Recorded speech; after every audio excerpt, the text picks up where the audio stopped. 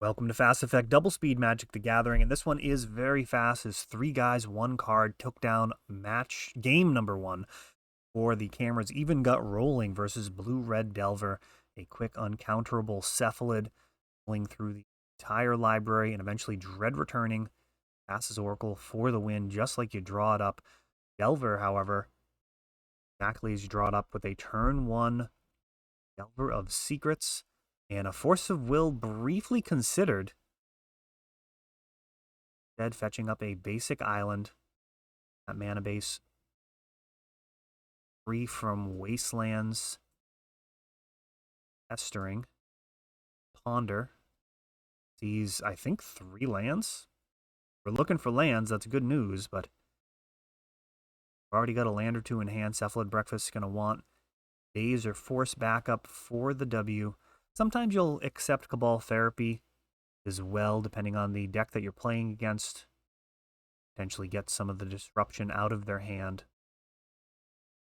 Very good at winning through counters, thanks to Aether Vial and Cavern of Souls. Of course, those Cabal Therapies that get milled once you get going. And Dragon Rage Channeler, potentially a 3-turn clock represented here if the Wizards can get Imperium going and flip the Delver. It's in sorcery, land, artifact. Way to make that happen. A Cavern of Souls puts out a Shuko and Force of Will pitching Murktide Regent. With that Cavern of Souls on board, that is what Blue-Red Delver is reduced to. They have to fight over a Shuko. And Breakfast fighting back. Pair of Force of Wills fired off. Another one shown off the top of the deck. Perhaps not the card that you want to show to your opponents, but you're going to be happy to see it either way. Opponent in this situation is going to just need to go for it. Facing down at least 4 damage a turn. Right now, an instant and land in the graveyard. Their Vial doesn't do a whole lot to help the situation.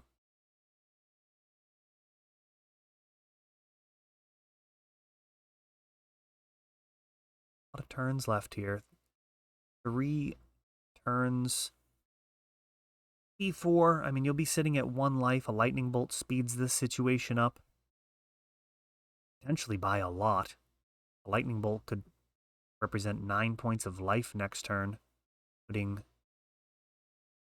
a card in the graveyard thanks to Delirium, getting closer to becoming a 3/3. Now it's just 4 a turn. Upgrading that to 6 does cut down on the number of turns. Really just a matter of holding things together. Till then, those Cavern of Souls are very menacing. Want to keep Lightning Bolt up. If Cephalid is drawn, you're going to want to kill it dead, or it can actually mill through the library. There's the Cephalid. Oh, wow, and it's resolving. Milling is happening. That Shuko should actually be on the Cephalid to accurately reflect the board state.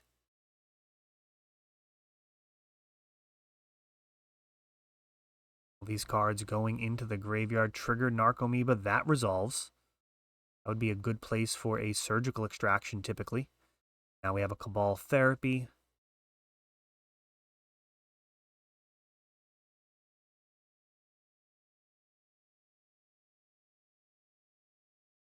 Oh, actually using surgical now. Force of Will. Pitching another Cephalid. So many Cephalids. So many forces. He knew the force was there. And, oh, actually needs to scoop it up here? Interesting.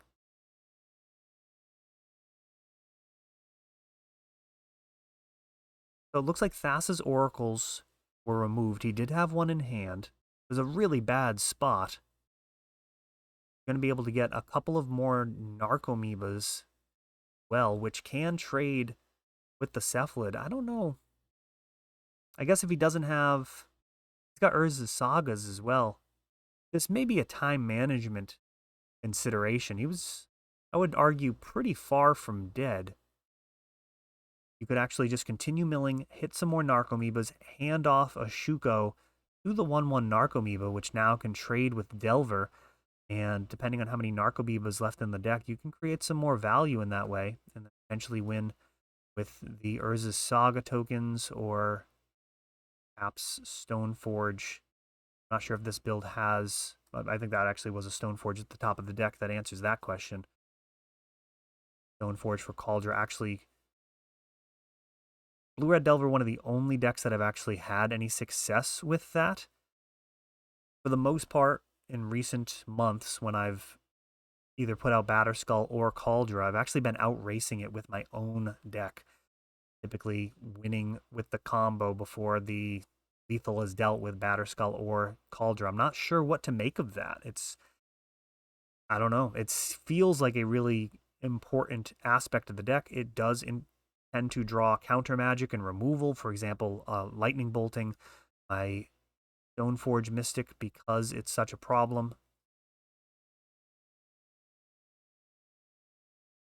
That allows you to keep your Cephalid alive when using Shuko kill. Of course, Nomad in core does want a body to redirect damage to, particularly in this matchup. So if you have a Stoneforge Mystic out, they try and Lightning Bolt your Nomads in core, you can, of course, redirect that to the Stoneforge Mystic. Let Stoneforge take one for the team. As long as the Nomads is out first, then by the time the Cephalid enters the battlefield, either from Aether Vial or being cast, preferably off of a Cavern of Souls, at that point, trying to Lightning Bolt Cephalid doesn't end up accomplishing anything. You're able to mill out in response to the bolt. Something along the lines of Sudden Shock, which I don't imagine Cephalid Breakfast being a big enough percentage of the metagame for start making considerations against the matchup. They're pretty much relying on cards that are going to be good versus other decks. Post board here, it looks like we may have a Paradigm Shift build. Red Blast, for example, is quite strong against that. So really just against the front half of that, you want to stop the Paradigm Shift. It's very easy for them to have Cavern or Aether Vial put in Thassa's Oracle through any amount of counter magic or disruption. Breakfast will have the play in game 3 here. See those other hands in the window because this is a team event. The Wizards versus 3 guys, 1 card. 3 guys, 1 card would go on to face a team named 3 guys, 1 deck in the round of 4 of our top 8. Great to be able to cut to top 8 in these big team events again. You'd have a top 4 in one of the smaller ones, but starting to fill the store back up post-COVID. Appreciate all the support. We've got a Cabal Therapy completely whiffing here, showing a interesting hand. Ponder, Expressive Iteration, Bolt, Daze. These are all solid cards in the matchup. Some interaction, some counter magic, and the ability to dig for whatever you need. Like Wasteland might be fired off here. And it is. It's tough to pass on that as a Blue-Red Delver player. Wasteland becomes less and less impactful as the game goes on. And if there is a chance that your opponent kept a really loose hand, getting rid of their single blue source could be a real blowout. For example, if he had Urza's Saga in there as his second mana source and a hand of 2 mana, then any type of cantrips would not be able to dig, ensure a nice smooth mana base develops. As it is, either in hand or top decked, there's a Flooded Strand. Grabbing Tundra and Ponder ensures that the mana base shouldn't be an issue as the cards were kept.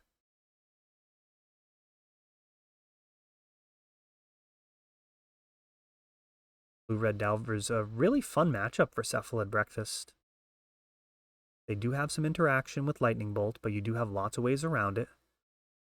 Your clock is significantly stronger in the fact that you're just comboing out, whereas they have to kind of attack turn after turn after turn, and you don't really care about your life total not like an ad nauseum deck or something that you're getting punished for taking those early hits. You're happy to take the damage. Of course, you are playing with fires. They have lightning bolt and chain lightning to go upstairs as well. If you get too low, they can potentially win a full turn earlier than expected. Ponder, just not up to standards. Gets the shuffle. Rather take a random card than be stuck with those three on top. One of the things that makes Legacy so great, Brainstorm and Ponder, giving players so much control over what it is that they draw.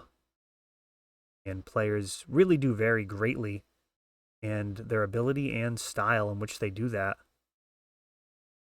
You can definitely do it wrong. I mean, you can have incorrect thought processes that lead you to keep cards that just absolutely shouldn't end up in your hand, denying yourself the ability to draw something better. Of course, it doesn't always work out that way, which is one of the things we love about the game. Sometimes you're just giving yourself a better chance and you still don't get there. That's a feature of the game, really. Look at something like chess. The best player is always going to win. The fact that you can not necessarily outplay somebody, but get lucky and beat somebody that's significantly better than you really is a charming part of Magic. And I think it also helps a little bit with the community in terms of having the ability to lose with grace there. Like, a lot of the time, chess players can be very salty if they lose to somebody they shouldn't lose to. So it's almost an element of being entitled to win. You know, which they are in a sense. I mean, they put in the work. They in theory should be winning, and they're certainly upset that they didn't play up to their abilities. But in Magic, I mean, you can just lose to, I mean, just total variance. You have to be able to tolerate that, or else you're the thing that's intolerable in that equation. Just take the L, you extend the hand, and you move on. Happens to the best. Now, Cauldron Complete is a very legit clock here versus just a 1-power Dragon Rage Channeler. Previously on Batterskull, which at this point really feels outclassed by threats like Murktide Regent. In the past, Batterskull lined up really well versus so many threats. For example, something like a Delver of Secrets. I mean, they could have 2 Delvers out, and if you have a single Batterskull, you're still totally fine. You're gaining 4 life a turn, so the net is you lose 2 for every 4 they're losing. Totally acceptable. And it also keeps other creatures on the ground at bay, because they don't want to swing in and give you an extra 4 life as well. But Cauldron Complete, a little bit faster, and something like Murktide Regent does not want to block it, as it will end up exiled. Stoneforge Mystic getting lightning bolted does leave the 7 casting cost artifact in hand, however.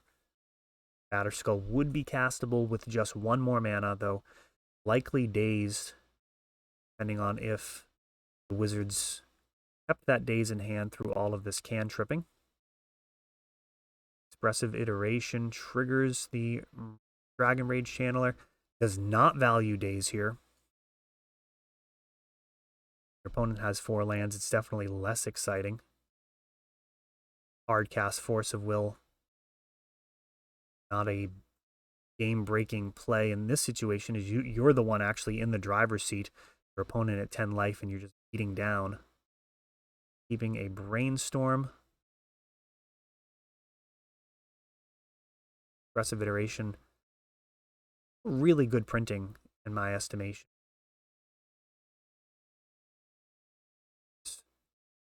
Not as much, I think, variance in the way that people play Expressive Iteration.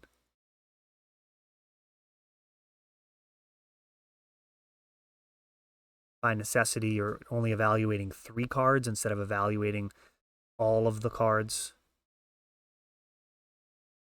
That's what makes Brainstorm so crazy. There's just so many different ways to resolve it. If you have a full grip of 6 plus the Brainstorm on the stack, or heck, let's go to our draw step with 7 cards in hand. You're looking at a total of 10 different cards or 11 different cards, putting 2 back. I mean, it's pretty significant. All right, here we go. Yeah, the variance in which, the variety of ways in which you could resolve the brainstorm. We've got a Cephalid, and it looks like a team decision about the best way to handle the situation from here. Force of Will is known to be on top. Force Pitch Daze.